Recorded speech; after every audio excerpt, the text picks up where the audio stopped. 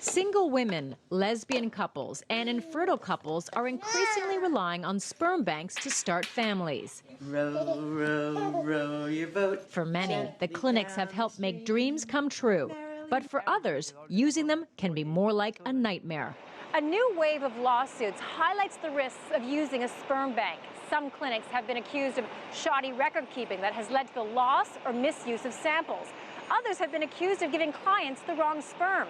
And in the case of one clinic, allegedly lying about its donors. Zytex in the state of Georgia allegedly marketed sperm from a neuroscientist donor with a genius-level IQ, when in reality, the donor was a felon with a history of schizophrenia, a mental disorder that's hereditary. He has fathered at least 36 children. 8 families represented by Nancy Hirsch are suing the facility, claiming staff members fabricated his IQ and were negligent. They had his name.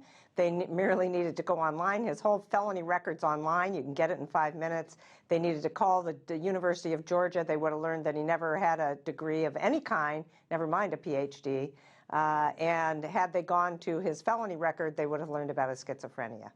Zytex denies wrongdoing and says it followed industry standards. Standards that bioethicist Arthur Kaplan says are very low and highlight how loosely the industry is regulated.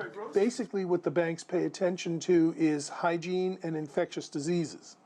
You screen your donor samples for HIV or hepatitis.